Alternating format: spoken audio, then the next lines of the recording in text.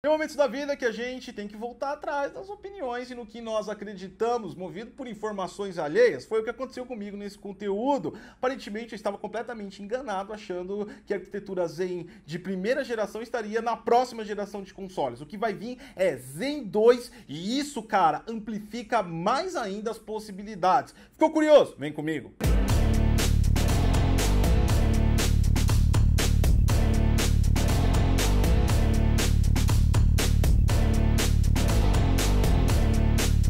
Fala, galera do Geek, eu sou o Gotcos, você tá no Detonando Geek, o primeiro maior e melhor canal de tecnologia para games de todo o YouTube. E a informação de hoje é realmente bem bombástica, como eu disse, e ao contrário do que realmente eu disse no vídeo Nova Geração, uma visão realista, a qual também eu fiz uma matéria no nosso portal de notícias sobre essa visão realista, a qual não incluía a arquitetura Zen 2 para a próxima geração, devido provavelmente a custos. Eu revi o que eu pensava graças a uma informação privilegiada de uma fonte do canal Detonando Geek, a qual é óbvio, é claro, é lógico, não vou revelar, mas ela faz parte da santa trindade aí da tecnologia para games de console, que é Microsoft, Sony e AMD. Essa fonte é extremamente confiável ao ponto de que eu mudei de ideia e estudei sobre isso para verificar a real viabilidade. E não só isso, esse vídeo tem a missão de trazer as possibilidades para um console com arquitetura Zen V2 da AMD, que amplifica muitos leques de possibilidade, indo além, mudando talvez a forma de desenvolvimento, aprimorando, e vai ter um reflexo em PC Gaming, um positivo e um negativo. Vem comigo que você vai entender toda essa história. Como eu disse, é uma informação exclusiva, a informação foi passada para o canal Detonando Geek e você só vai encontrar aqui. Deixa o seu like, se inscreve no canal, compartilha essa informação que você viu que é bomba pra caramba. Console dessa, atual ou anterior geração, tudo isso você encontra na GameCenterPaulista.com.br, 5% de desconto utilizando o código Detonando Geek, tudo junto, na compra de qualquer item. Na compra de qualquer item você já participa da promoção semanal da Game Center Paulista, onde ela vai selecionar qualquer comprador e vai mandar aqui pra gente, e a gente vai dar outro prêmio pra você. Você vai comprar algo e vai levar a mais. Comprou um jogo, leva dois. É assim que funciona a Game Center Paulista. Além de, se você comprar acima de 200 conto, você já leva o brinde logo de cara da própria loja. Tem promoção, tem desconto e o preço já normal é bem em conta. Vai lá, GameCenterPaulista.com.br. Esse vídeo para o canal Detonando Geek tem um prisma totalmente diferente dos vídeos que nós tratamos rumores e vazamentos aqui no canal. Sempre adquirimos as informações através dos veículos de comunicação ou através de fóruns, dos usuários e tudo mais. Nós trabalhamos essa informação, entendemos ela e trazemos para vocês as possibilidades reais sobre o vazamento, sobre o rumor. Sempre trabalhamos dessa forma. Dessa vez a gente é o proliferador, exatamente. Essa informação vai partir aqui do canal Detonando Geek e, como eu disse, foi enviada através de uma fonte muito confiável. A fonte é tão confiável que me fez mudar de ideia, fez eu estudar o assunto e também fez eu fazer esse conteúdo e fez também eu correr o risco de perder alguma credibilidade, a qual nós conseguimos ganhar há 5 anos. Mas realmente, cara, a informação eu dei credibilidade a ela e é por isso que eu vou trazer ela pra você. Como aqui é o Detonando Geek, você não só é informado, mas aprende muita coisa e vai descobrir exatamente o que é que isso pode modificar na sua jogabilidade agora. Pra você que tá boiando no título, no que eu tô falando, Zen, Zen V1, Zen V2 e não sei o que, Zen é a arquitetura da AMD para os processadores Ryzen. Zen contém as tecnologias da atual geração Ryzen e também da geração anterior. A geração anterior Ryzen era Zen V1, ou seja, versão 1, e a arquitetura atual é Zen V2. Ela é 30% mais performática e ela tem um processo de fabricação de 12 nanômetros, ou seja, é uma dispersão menor entre os transistores, e isso causa maior impacto de performance, maior impacto de consumo energético, maior impacto de temperatura, e isso faz com que a segunda geração seja melhor para a primeira geração. No entanto, a arquitetura Zen, ela tem princípios de serviço smart, serviços inteligentes onde o processador se autoajusta de acordo com alguns parâmetros do sistema, a qual funciona na linha Ryzen. Quando eu digo linha Ryzen, que Ryzen é um produto da AMD, quê? A arquitetura Zen é a arquitetura do produto. Ryzen não vai estar nos consoles. O que vai estar nos consoles é um processador semi-custom, ou seja, produzido para a Sony e para a Microsoft pela AMD, que contém a tecnologia Zen e Zen V2. Para que você entenda essas tecnologias é preciso que eu faça uma breve explicação, e esse é o ponto legal do nosso vídeo, porque se você acreditar ou não na viabilidade da informação, pelo menos uma coisa você vai acreditar, que saiu daqui com um conhecimento sobre algo que você não tinha. Para que a gente entenda os reais benefícios da arquitetura Zen de segunda geração dentro de um console, nós vamos examinar duas principais tecnologias da arquitetura Zen, que é presente na primeira geração também, mas ela houve muito mais maturidade e uma apresentação muito mais significativa na segunda geração. Também essas duas tecnologias caem como uma luva para os sistemas de console e você vai entender agora por quê. São elas Precision Boost e XFR. Eu vou começar pelo XFR, que ele é a entrada. O XFR é basicamente um overclock automatizado.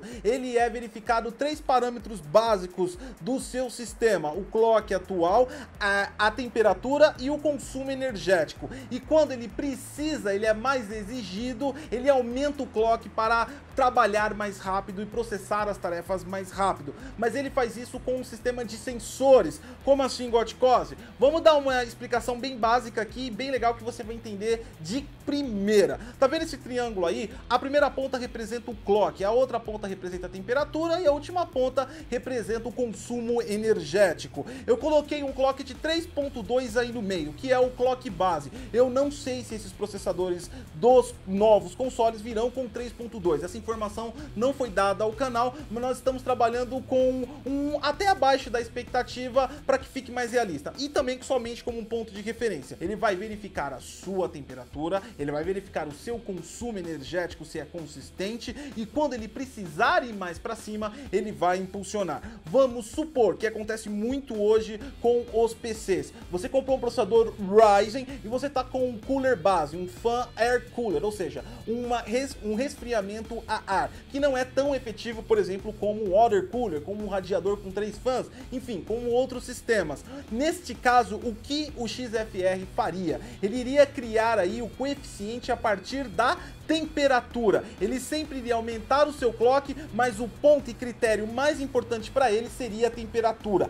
Caso você estivesse em um dispositivo mobile ou um dispositivo de notebook, ele colocaria a triangulação com o parâmetro mais importante no consumo energético. Por quê? Porque você não está com uma corrente contínua, você não está ligado na tomada, você é ligado numa bateria que ela vai acabar uma hora. Então ele vai diminuir o tanto de consumo energético, automaticamente ele vai diminuir a temperatura e vai aumentar muito pouco ou quase nada ou nada o seu clock. No mundo perfeito, com um sistema de cooling bom, você teria o máximo e nós passaríamos de 3.2, por exemplo, até 3.6 com o XFR, tendo todos os parâmetros equalizados, ou seja, a triangulação no centro. Isso aumentaria o clock. E por que em console isso seria legal? Porque consoles são projetos criados de engenharia proprietária.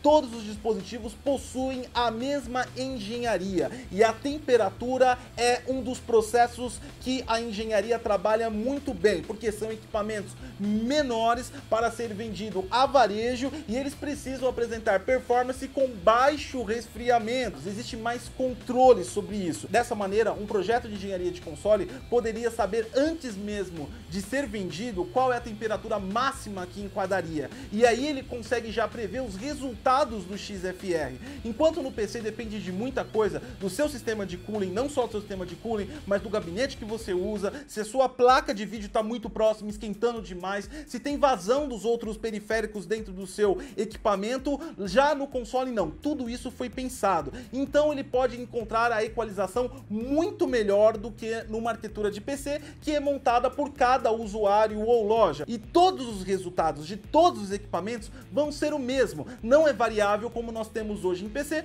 porque no PC cada um monta do jeito que quer. Legal, bacana, mas não é só isso. Nós estamos falando de provavelmente 8 núcleos computacionais, 8 cores, 16 threads, o que teria equivalência mais ou menos a um Ryzen 2700. Calma que eu já vou chegar na parte do preço, porque ainda é estranho, né, essa comparação. Mas vamos lá, agora vamos falar do Boost Precision. Se você levou o seu clock com XFR, você precisa manter o seu clock em todos os seus núcleos. Um processador com mais de um núcleo, cada núcleo tem o seu próprio clock. Ele tem o clock base para todos e o clock máximo para todos. Para a gente entender esse processo, vamos sair do triângulo XFR e abrir agora um escala. Nós não estamos mais falando de aumentar o clock, a gente já aumentou, mas em quais núcleos nós vamos aumentar esse clock? E o Boost Precision age em cima disso. Na primeira versão, como você vê na escala, ele agia de maneira mais rude, ou seja, ele dava total preferência aos primeiros núcleos e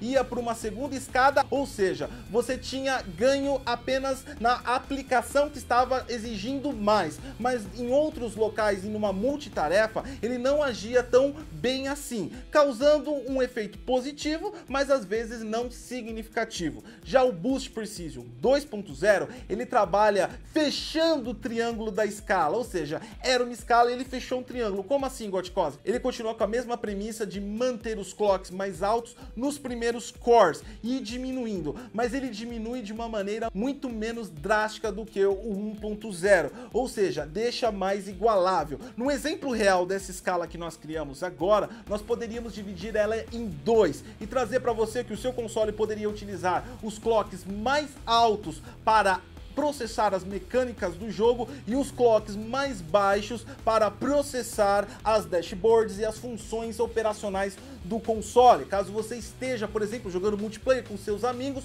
você está operando VoIP, você está operando Stream, você está operando várias coisas que seu console trabalha em background. Dessa forma, o Boost Precision traria mais performance. O clock elevado no XFR ia para o jogo e o clock menos elevado iria para as funções operacionais que consomem menos. Agora vem a vantagem de ter um processador bom para um console. Aliás, um processador bom para jogar videogame. Um exemplo que a gente tem é a nossa análise técnica de Resident Evil 2. A gente fez a análise técnica e descobriu que no Xbox One X ele mantém aí uma escala de 60 legal. Não está em 4K, mas ele mantém 60 redondo. No entanto, nas cinematics, quando exige um maior processamento, ele tem alguma queda abrupta. Nós representamos isso numa arquitetura de PC, colocando uma 1050 Ti, uma placa de entrada, com um i3 de terceira geração, que não é um processador de entrada, vamos falar que é um processador de recepção, ou seja, o processador não consegue manter, oferecer tudo à placa, a placa nunca chega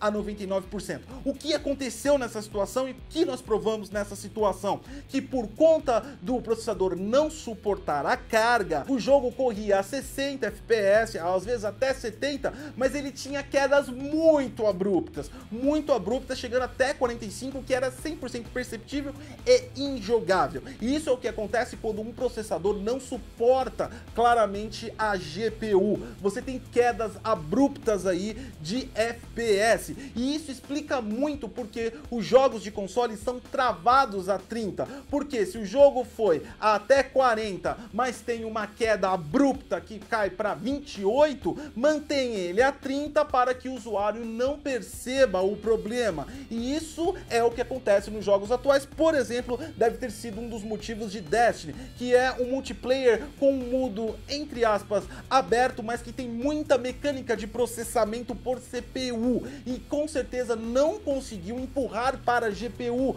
no Xbox One X. Conseguiu a 4K, mas não a destravar o FPS. Se tivesse destravado, provavelmente os usuários teriam aí comportamentos ruins, e isso é importante. Agora você imagina isso com um processador de segunda geração da arquitetura Zen, com Boost Precision e XFR. Ele impulsionaria na hora que o jogo precisaria, ele entregaria o que a GPU precisa, ele não precisaria cair abruptamente o FPS e poderia até causar um destrave de FPS nos consoles, que talvez não chegue a 4K 60, é muito provável que não em todos os jogos, mas passaria de 30. Por que que um console não destrave, por exemplo, deixa o jogo ir até onde ele vai? Justamente por isso, o limite do processador pode causar um desconforto e trazer uma total injogabilidade para o player. Agora vamos entender também outra coisa legal, o processo, né? O processo de desenvolvimento pode ser